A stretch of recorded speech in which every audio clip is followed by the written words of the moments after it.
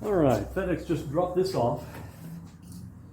As a matter of fact, I don't know if you can hear him pulling away.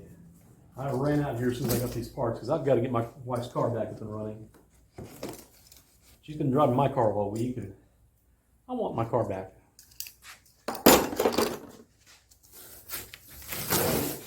So a quick tip for using Rock Auto.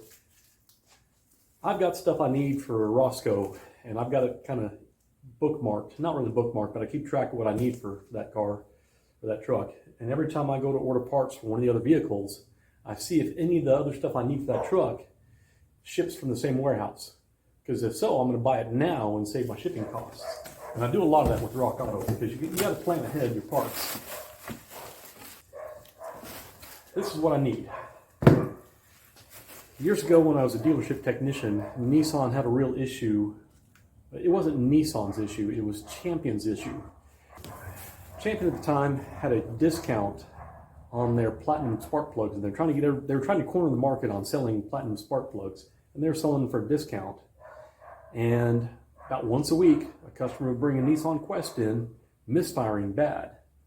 And whenever we had a Nissan Quest with a misfire, it's as if it had Champion plugs in it. I don't know what it was about Champion plugs, but they didn't work in the Nissan Quest.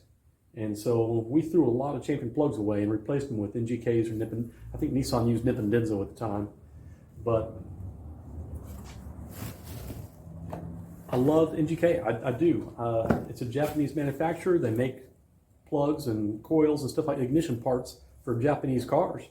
But they're the one company that if you have a vehicle and the ignition system is not running right, the coil, the spark plugs, you have problems with it, buy NGKs.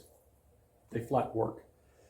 On my wife's car here, with only the P0301 code coming up, which is misfire on number one cylinder, and everything seems to be running good. Everything, I do have some blow by, yes, but that's not going to be causing this issue. It's got good compression. The problem is going to be, I'm afraid, it's going to be just the Champion plugs and coils. Champion plugs. This thing's got new coils in it, but I don't remember what brand they are. They're one of the cheaper brands that was on Rock Auto. I didn't buy the bottom brand, but I went up a couple steps and thought maybe it'd be good, and it's not. So I'm yanking it all out. If you go to the parts store and buy these, you're paying $60 a pop for these coils. Rock Auto has them for $25. Got my belt for the Mustang. Taillights for Roscoe. You'd be surprised how much better new lights makes a vehicle look. I used up my last oil filter for the Mustang. I got some new filters. And I got coils. I actually had a spare coil for this car sitting on my shelf. I'm going to use this new coil. This has one NGK coil on it already, and I'm going to pull the old NGK coil out. I'm going to keep it as a spare, and all these are new. Then I got a set of NGK plugs. So, another quick tip on your plugs. Whenever you buy plugs, they come pre-gapped, right? You don't know if somebody's dropped them or not. They come with a little cardboard protector if you buy them from NGK, but you still want to measure that plug and make sure that it's the gap is still correct. And that little fine nub right there, you don't want to pry to get your gap. There's a little hook on your plug gapping tool usually that you can grab a hold of this tip and use it and move the electrode without harming that little tiny little platinum tip there. So you gap your plugs whenever you replace them. You can't trust that they've been pre-gapped properly. I don't think I got a magnet. My nephews are going to be disappointed.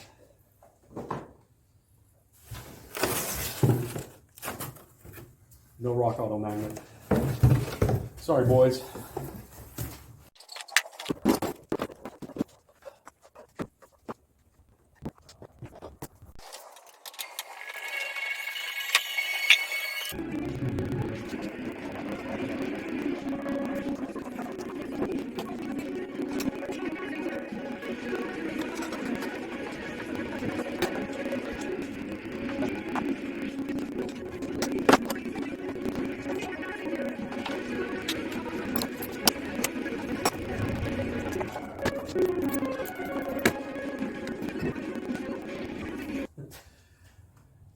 taking this stuff apart.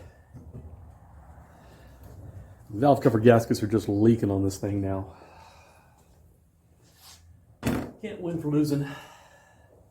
I'm in here to the place where I probably need to replace the valve cover gaskets, but I don't have them on hand. I've got intake manifold gaskets, no valve cover gaskets. Do I really want to run and get those real quick?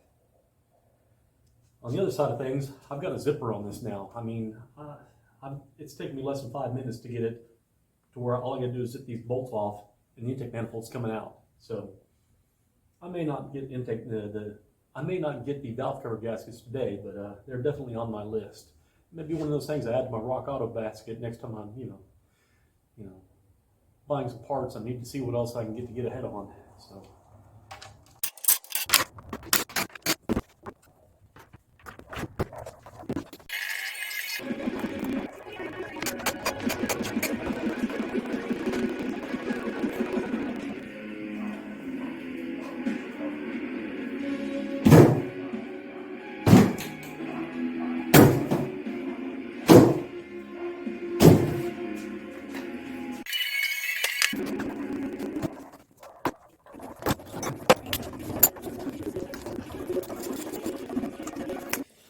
All right, so I have a spark plug gapping tool and it's in the garage. So I've got my feeler gauges here. I'm looking for about 50 thousandths. That's coming in at 38 thousandths.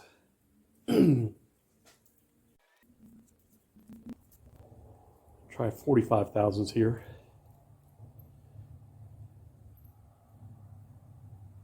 Nope, it's coming in around 40 thousandths.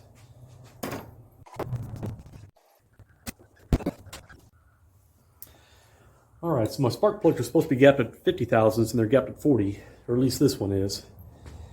So my next step is going to be to find a tool that I can bend that electrode with without prying against the center electrode.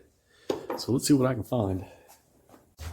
All right, this is a spark plug tool I inherited from my grandpa years and years ago. You see it's got, the C is cut out so it's shaped like a hook. I can grab an electrode with that.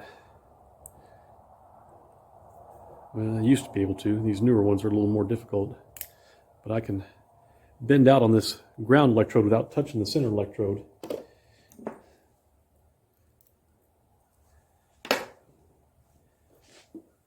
I didn't bring my glasses. These days I'm going to get a pair of shop glasses.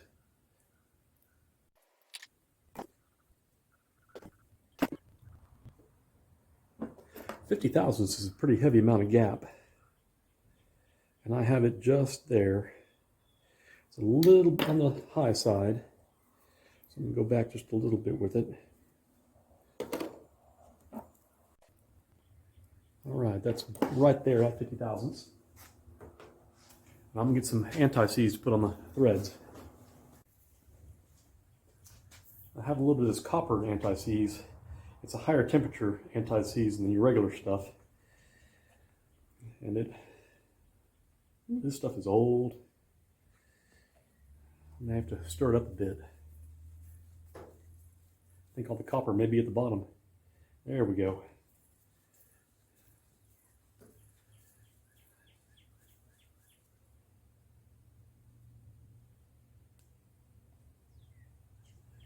And it doesn't take very much of this at all, but you want just a little tiny dab on the threads to keep them from seizing up in the engine.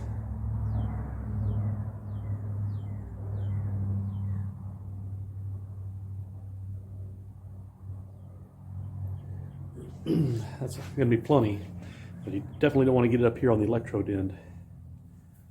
So.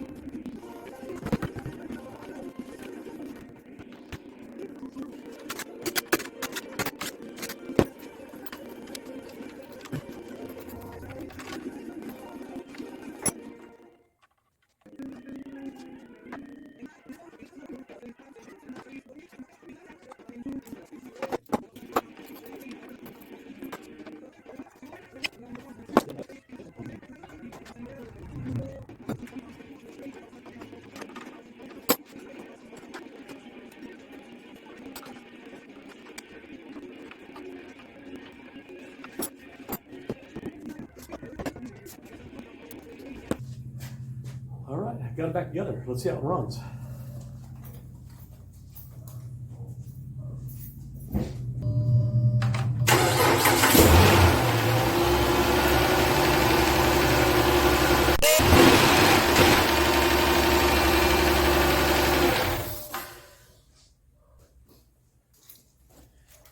It's not misfiring, but it's not revving over 2,500 RPM.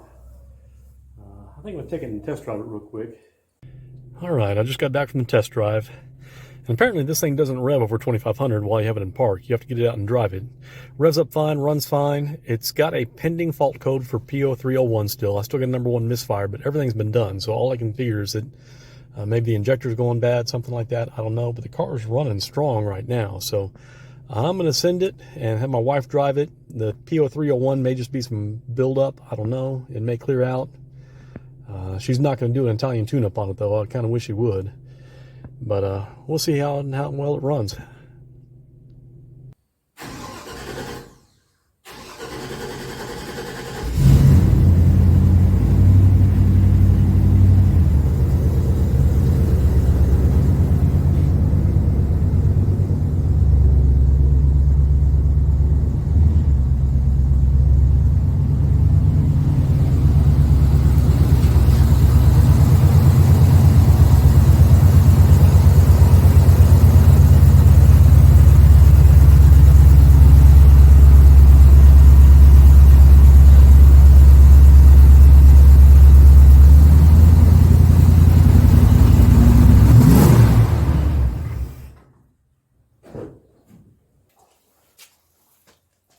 Never ends.